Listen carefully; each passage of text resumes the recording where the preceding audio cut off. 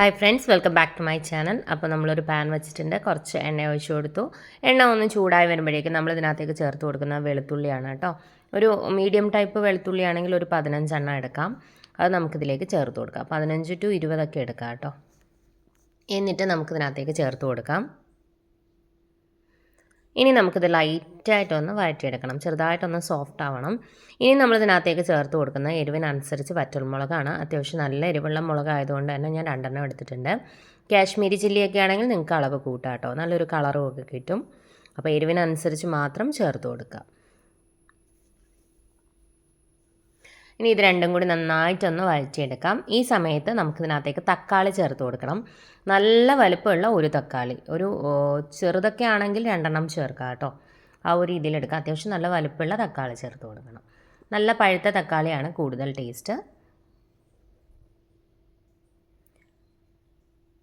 അപ്പോൾ ഇതൊന്ന് സോഫ്റ്റായി തുടങ്ങുമ്പോൾ വേണം നമുക്ക് തക്കാളി ചേർത്ത് കൊടുക്കാൻ.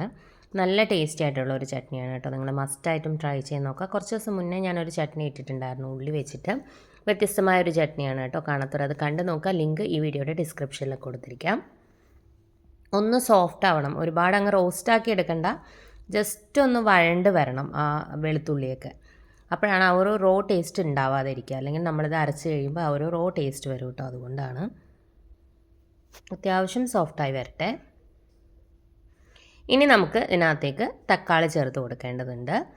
അപ്പോൾ നല്ല വലുപ്പമുള്ള ഒരു തക്കാളി എടുത്തിട്ടുണ്ട്. നല്ല പഴുത്ത തക്കാളി എടുക്കുക കേട്ടോ, അപ്പോഴാണ് കൂടുതൽ ടേസ്റ്റ്. ഇനി ഇതെല്ലാം കൂടെ നമുക്കൊന്നുകൂടെ കണ്ടോ, നമ്മുടെ വെളുത്തുള്ളിയൊക്കെ ഒന്ന് കളർ ചേഞ്ച് ആയി വരുന്നുണ്ട്. ആ സമയത്ത് നമ്മുടെ തക്കാളിയും കൂടെ ചേർത്ത് കൊടുക്കുക. എന്നിട്ട് ഇതെല്ലാം കൂടെ ഒന്ന് സോഫ്റ്റായി കിട്ടണം. തക്കാളി അത്യാവശ്യം ഒന്ന് സോഫ്റ്റ് ആവണം കേട്ടോ. അങ്ങ് വഴണ്ട് പോകേണ്ട ആവശ്യമൊന്നുമില്ല, ജസ്റ്റ് ഒന്ന് സോഫ്റ്റ് ആവുക. നമ്മുടെ തക്കാളി ചട്നിയൊക്കെ ഉണ്ടാക്കുന്ന ഒരു പരുവുണ്ടല്ലോ, ആ ഒരു രീതിയിൽ എടുത്താൽ മതി. ഒന്ന് സോഫ്റ്റ് ആവുന്നവരെ നമുക്ക് വെയിറ്റ് ചെയ്യാം. ഒരുപാട് ഹൈ ഫ്ലെയിമിൽ ഇട്ട് കൊടുക്കേണ്ട, ഒരു ലോ ടു മീഡിയം ഫ്ലെയിമിൽ വെച്ചതിന് ശേഷം വേണം ചെയ്തെടുക്കാൻ. ഒരുപാട് ഇട്ട് വഴറ്റിയെടുക്കേണ്ട ആവശ്യമൊന്നുമില്ല, ജസ്റ്റ് അത് സോഫ്റ്റായി വരിക, അത്രയേ ഉള്ളൂ കേട്ടോ. അപ്പോൾ നല്ല ടേസ്റ്റി ആയിട്ടുള്ള റെസിപ്പിയാണ്.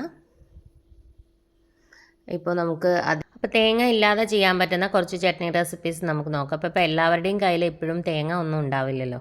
അപ്പോൾ ഇങ്ങനെയുള്ള കുറച്ച് ചട്നീസ് നമ്മൾ ഡെയിലി ട്രൈ ചെയ്ത് നോക്കിക്കഴിഞ്ഞാൽ ആ ഒരു തേങ്ങയുടെ യൂസ് നമുക്ക് കുറയ്ക്കാൻ പറ്റും.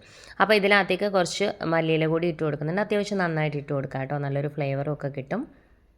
ഇനി നമ്മളിതിനകത്തേക്ക് ചേർത്ത് കൊടുക്കുന്നത് പുളിയാണ്. പുളി ചേർക്കുമ്പോൾ ഒരു കാര്യം പ്രത്യേകം ശ്രദ്ധിക്കുക, അളവ് ഒട്ടും കൂടരുത്. കൂടിക്കഴിഞ്ഞ് കഴിഞ്ഞാൽ ആ ഒരു പുളിയുടെ ടേസ്റ്റ് മുന്നിട്ട് നിൽക്കും. ഒരു പൊട്ടേ ചേർത്ത് കൊടുക്കാവൂ കേട്ടോ. പിന്നീട് വേണമെന്നുണ്ടെങ്കിൽ നമുക്ക് ചേർത്ത് കൊടുക്കാം. ഒരു നുള്ള് ആ ഒരു രീതിയിൽ ചെയ്ത് കൊടുത്താൽ മതി. അല്ലാന്നുണ്ടെങ്കിൽ ആ ഒരു പുളിയുടെ ടേസ്റ്റ് തന്നെ മുന്നിട്ട് നിൽക്കും. അപ്പോൾ ഇതൊക്കെ ഒന്ന് വാടി വരുന്ന സമയത്ത് വേണം നമുക്കിനകത്തേക്ക് പുളി ചേർത്ത് കൊടുക്കാൻ. കാരണം നമ്മൾ ഓൾറെഡി തക്കാളി ചേർത്തിട്ടുണ്ട്, തക്കാളിയിൽ അത്യാവശ്യം പുളി ഉണ്ടാവും. അപ്പോൾ പുളിയുടെ അളവും കൂടി കൂടിക്കഴിഞ്ഞ് കഴിഞ്ഞാൽ ആ ഒരു ചട്നിയുടെ ടേസ്റ്റേ മാറും കേട്ടോ. ഒരു പൊട്ട് ചേർക്കുക. അപ്പോൾ ഇതിൻ്റെ കുറച്ച്, ഇപ്പോൾ അധികം പുളിയുടെ ടേസ്റ്റ് ഇഷ്ടമല്ലാത്തവർക്ക് ഇതിൻ്റെ നേരെ പകുതി ചേർത്ത് കൊടുത്താൽ മതി കേട്ടോ. എനിക്ക് അത്യാവശ്യം പുളി ഇഷ്ടമായതുകൊണ്ടാണ് ഞാൻ ചേർത്തത്. പക്ഷേ ഓരോരുത്തർക്കും പുളിയുടെ ടേസ്റ്റ് ഡിഫറെൻ്റ് ആയിരിക്കും. ആദ്യം ഒരു പൊട്ട് ചേർത്ത് കൊടുക്കുക, പിന്നീട് നിങ്ങൾക്ക് വേണമെന്നുണ്ടെങ്കിൽ എക്സ്ട്രാ ചേർത്ത് കൊടുത്താൽ മതി. അല്ലെങ്കിൽ ആ ഒരു കുത്തൽ മുന്നിട്ട് നിൽക്കും, അതുകൊണ്ടാണ് കേട്ടോ. ആ പുളിയും കൂടെ ചേർത്തിട്ട് നമുക്കൊരു 1 മിനിറ്റ് കൂടി ജസ്റ്റ് അതിലൊന്ന് വഴറ്റിയെടുക്കാം. അത്യാവശ്യം കണ്ടോ, തക്കാളിയൊക്കെ നന്നായിട്ട് വാടിയിട്ടുണ്ട്. നമ്മുടെ വെളുത്തുള്ളിയൊക്കെ നന്നായിട്ട് സോഫ്റ്റായി വന്നിട്ടുണ്ട്. മുളക് ഞാൻ പറഞ്ഞ പോലെ നിങ്ങളുടെ എരിവിനനുസരിച്ച് അളവ് കൂട്ടാട്ടത്. നല്ല എരിവുള്ള മുളകാണ്, അതുകൊണ്ടാണ് ഞാൻ 2 എണ്ണം എടുത്തത്. അപ്പോൾ നിങ്ങളുടെ എരിവിനനുസരിച്ച് ടേസ്റ്റിനനുസരിച്ച് അളവ് കൂട്ടുകയോ കുറയ്ക്കുകയോ ചെയ്യാം. അധികം എരിവ് വേണ്ടാത്തവർക്ക് ഇതിൽ 1 എണ്ണം ചേർത്ത് കൊടുത്താലും മതി കേട്ടോ. കാശ്മീരി ചില്ലി ആണെങ്കിൽ കുറച്ചുകൂടി കളറും കിട്ടും, കുറച്ച് അധികം എരിവും ഉണ്ടാവില്ല. ഒരു 4-5 എണ്ണമൊക്കെ നമുക്ക് ചേർത്ത് കൊടുക്കാം. അപ്പോൾ ഇത്രയും മതിയാവും കേട്ടോ. നമുക്ക് ഇനി ഫ്ലെയിം ഓഫ് ചെയ്ത് മാറ്റി വയ്ക്കുക. ഇത് നന്നായിട്ട് തണുക്കണം. തണുത്തതിന് ശേഷം വേണം നമുക്ക് ബാക്കിയെല്ലാം കൂടി ചേർത്തിട്ട് അരച്ചെടുക്കാൻ. ഇതിൽ നമ്മൾ തേങ്ങ ചേർക്കുന്നില്ല. നല്ല ടേസ്റ്റി ആയിട്ടുള്ളൊരു ചട്നിയാണ്, മസ്റ്റായിട്ടും ട്രൈ ചെയ്യേണ്ടതാണ്. അപ്പോൾ ഞാൻ ഇന്ന് ദോശയുടെ കൂടെയാണ് കേട്ടോ എടുക്കുന്നത്.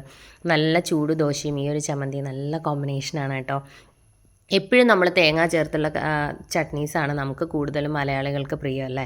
അപ്പം നമ്മൾ കുറച്ച് വ്യത്യസ്തമായിട്ടൊക്കെ ട്രൈ ചെയ്ത് നോക്കുക. ഞാനിവിടെ തക്കാളി ചട്നി എനിക്കിഷ്ടമാണ് കേട്ടോ. എപ്പോഴും അങ്ങ് തേങ്ങ ചട്നി ഉണ്ടാക്കാതെ തക്കാളി ചട്നിയൊക്കെ ഉണ്ടാക്കാറുണ്ട്. കുട്ടികൾക്ക് കൂടുതലും ഇഷ്ടം അങ്ങനെയാണ്. പിന്നെ ഞാൻ തക്കാളിയുടെ കൂടെ കുറച്ച് തേങ്ങ ചേർത്തിട്ട് അങ്ങനെ അരയ്ക്കും. അപ്പോൾ ഒരുപാട് തേങ്ങ എടുക്കണ്ടല്ലോ, ആ ഒരു രീതിയിലും ചെയ്യാറുണ്ട്. അപ്പോൾ നമുക്കൊരു ദോശ കൂടി ചുട്ടെടുക്കാം. അത് തണുത്ത് വരുന്ന സമയത്ത്, തണുത്താലല്ലേ നമുക്ക് അരയ്ക്കാൻ പറ്റും. അപ്പോൾ ഇത് നമുക്കൊരു ഓയിൽ ഇതുപോലെ ഇങ്ങനെ സ്പ്രെഡ് ചെയ്ത് കൊടുത്താൽ മതി കേട്ടോ, നല്ലതാണ്. ബോട്ടിലിൻ്റെ റിവ്യൂ ഓൾറെഡി ഞാൻ ചെയ്തിട്ടുണ്ട്. വേണ്ടുന്നവർക്ക് ജസ്റ്റ് ഒന്ന് കമൻറ്റ് ചെയ്ത് കഴിഞ്ഞാൽ ലിങ്ക് തരാം കേട്ടോ. നമുക്ക് ദോശയൊക്കെ ചുടുമ്പോൾ ഈ ടൈപ്പ് സ്പ്രെഡ് ചെയ്യാൻ ഓയിൽ സ്പ്രെഡ് ചെയ്യുന്ന ഈ ടൈപ്പുള്ള ബോട്ടിൽസ് നല്ലതാണ് കേട്ടോ. ജസ്റ്റ് ഇങ്ങനെ പ്രസ് ചെയ്ത് കൊടുത്താൽ മതി, ഓയിൽ സ്പ്രെഡായി കിട്ടും. അപ്പം മറിച്ചിട്ടിട്ടുണ്ട്, ദോശ ആയിട്ടുണ്ട്, ഇത് മാറ്റി വയ്ക്കാം കേട്ടോ. അപ്പോൾ നമുക്ക് ചട്നി എന്തായെന്ന് നോക്കിയിട്ട് വരാം. അത് ഓൾറെഡി തണുത്തിട്ടുണ്ട്. ഇനി നമുക്കൊരു മിക്സിഡ് ജാറിലേക്ക് മാറ്റി കൊടുക്കാം. ഇനി ഇതിനകത്തേക്ക് നമുക്ക് വേണ്ടത്, നമ്മൾ ഉപ്പ് ചേർത്തിട്ടുണ്ടായിരുന്നില്ല, അപ്പോൾ ആവശ്യത്തിന് ഉപ്പ് ചേർത്ത് കൊടുക്കുക. ഉപ്പിൻ്റെ അളവൊന്നും ഒരുപാട് കൂടണ്ട കേട്ടോ, കാരണം നമുക്ക് തക്കാളിയും വെളുത്തുള്ളിയും മാത്രമല്ലേ ഉള്ളൂ. അപ്പോൾ ഒരു സ്വല്പം ഉപ്പ് മതിയാവും. നമ്മൾ തേങ്ങയിലൊന്നും ചേർക്കുന്ന പോലെയുള്ള ഉപ്പ് ഇതിലേക്ക് ചേർക്കണ്ട, ഇത്തിരി മതി. ഇനി നമുക്കിത് നല്ലപോലെ അരച്ചെടുക്കണം. വെള്ളം ഒഴിക്കേണ്ട, വെള്ളം ഒഴിക്കാതെ തന്നെ അരച്ചെടുക്കുക, കാരണം തക്കാളിയാണല്ലോ. അതുകൊണ്ട് തന്നെ എക്സ്ട്രാ വെള്ളം ഒഴിക്കേണ്ട ആവശ്യമില്ല. ഒഴിച്ചു കഴിഞ്ഞാൽ ആ ഒരു ടേസ്റ്റ് ഉണ്ടാവില്ല. വെള്ളം ഒഴിക്കാതെ തന്നെ നല്ല ഫൈനായിട്ട് അരച്ച് കൊണ്ടുവരാം. അപ്പോൾ ഞാൻ എന്താ അരച്ചെടുത്തിട്ടുണ്ട്, ഇതുപോലെ നല്ല ക്രീമി ആയിട്ട് കിട്ടിയിട്ടുണ്ട് കേട്ടോ. അപ്പോൾ ഇങ്ങനെ തന്നെ കഴിക്കാനും നല്ല ടേസ്റ്റാണ്. പക്ഷേ ഞാൻ ഇത് ജസ്റ്റ് ഒന്ന് കടുക് വറുത്തുകൂടി എടുക്കും കേട്ടോ. ഒരു പാൻ വെച്ച് ഇത്തിരി എണ്ണ ഒഴിച്ചു, കുറച്ച് കടുക് ഇട്ടൊന്ന് പൊട്ടിച്ചു. കടുക് പൊട്ടി വരുമ്പോഴേക്കും ഒരു നുള്ള് ഉഴുന്നും കൂടി ഇട്ടിട്ടൊന്ന് റോസ്റ്റ് ചെയ്തെടുക്കാം. ഉഴുന്നൊക്കെ ചേർക്കുമ്പോൾ നല്ലൊരു ഫ്ലേവർ കിട്ടുമല്ലോ. ഉഴുന്നിട്ടിട്ടുണ്ട്. ഉഴുന്നൊന്ന് റോസ്റ്റായി വരുമ്പോഴേക്കും നമുക്ക് ചട്നി അതിലേക്ക് ചേർത്ത് കൊടുക്കാം. ഒരു 2-3 ടേബിൾ സ്പൂൺ വെള്ളം ആ മിക്സിയുടെ ജാറ് കഴുകി ഒഴിച്ചു കൊടുക്കുന്നുണ്ട്. വെള്ളം ഒഴിക്കുമ്പോൾ എപ്പോഴും തിളപ്പിച്ചാറിയ വെള്ളം ഒഴിക്കുന്നതാണ് കൂടുതൽ നല്ലത് കേട്ടോ. ഇനി ഒരുപാടിട്ട് അങ്ങ് തിളപ്പിക്കേണ്ട ആവശ്യമൊന്നുമില്ല. ജസ്റ്റ് ഒന്ന് തിള വരുമ്പോൾ തന്നെ നമുക്ക് ഫ്ലെയിം ഓഫ് ചെയ്ത് കൊടുക്കാം. നന്നായിട്ട് ഇളക്കി യോജിപ്പിച്ച് കൊടുക്കുക. ഉപ്പൊക്കെ ചെക്ക് ചെയ്ത് നോക്കുക. എക്സ്ട്രാ വേണമെന്നുണ്ടെങ്കിൽ ചേർത്ത് കൊടുക്കാം. പിന്നെ ഒരു കാര്യം, ഇൻ കേസ് നിങ്ങൾ പുളി ചേർത്ത് കൊടുത്തിട്ട് പുളിയുടെ ടേസ്റ്റ് കൂടി പുളി മുന്നിട്ട് നിൽക്കുന്നുണ്ടെങ്കിൽ ഒരു നുള്ള് പഞ്ചസാര ചേർത്ത് കൊടുക്കുക കേട്ടോ. ആ ഒരു പുളിയുടെ ടേസ്റ്റ് ബാലൻസ് ആയിക്കോളും. അപ്പോൾ കുറച്ച് കറിവേപ്പിലൊടി ഞാൻ ഇട്ട് കൊടുത്തതിന് ശേഷം ഫ്ലെയിം ഓഫ് ചെയ്യുകയാണ്. പുളി ഒരു പൊട്ട് ആദ്യം ചേർത്ത് കൊടുക്കുക. പിന്നെ നിങ്ങളുടെ ടേസ്റ്റിനനുസരിച്ച് പിന്നീട് വേണമെന്നുണ്ടെങ്കിൽ ലാസ്റ്റ് ചേർത്ത് കൊടുത്താൽ മതി കേട്ടോ. കാരണം തക്കാളി ഓൾറെഡി പുളിയുള്ളതാണ്. ചില തക്കാളിക്ക് നല്ല പുളി ഉണ്ടാവും. അപ്പോൾ നിങ്ങൾ കുറച്ച് പുളി കൂടുതലും കൂടി ചേർത്ത് കഴിയുമ്പോൾ ഒരുപാട് പുളിയായി പോകും കേട്ടോ. അതൊക്കെ ഒന്ന് ബാലൻസ് ചെയ്ത് ചെയ്താൽ മാത്രം മതി. നല്ല ടേസ്റ്റി ആയിട്ടുള്ള നമ്മുടെ ചട്നിയാണ്.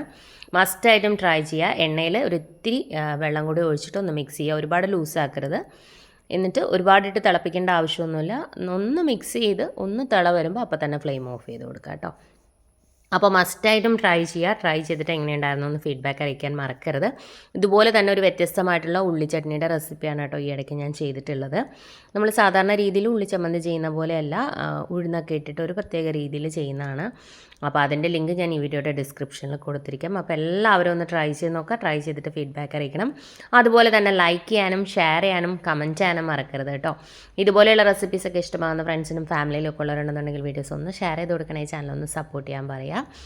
അപ്പോൾ പുതിയൊരു വീഡിയോ ആയിട്ട് വീണ്ടും കാണാം. Thank you friends. Thanks for watching.